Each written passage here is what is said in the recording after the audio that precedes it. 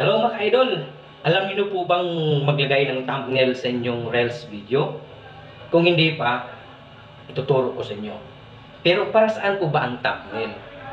Importante po ba ito sa Reels video? Yes! Importante po ito mga idol. Bakit? Para mabilis hanapin ng mga viewers ang Reels na gusto nilang panoorin. So, ito na. Ituturo ko na po sa inyo. Sundan nyo mga ka-idol.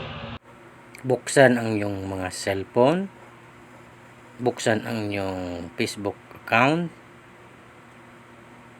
i-click ang tatlong line sa bandang taas sa kanan, i-click ang iyong profile, hanapin ang video at i-click at mamili ka ng video na lagyan mo ng thumbnail. So itong sa akin naka-red polo, i-click nyo po hanggang sa lumabas ang video.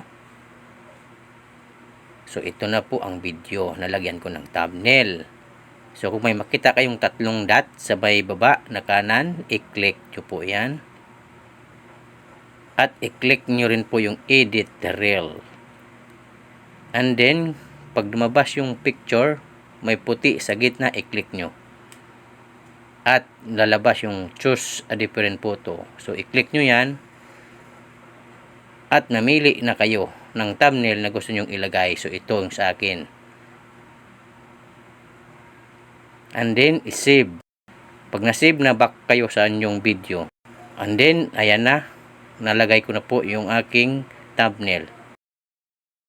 Gawin nyo na rin po sa inyong mga Reels video ang paglagay ng thumbnail.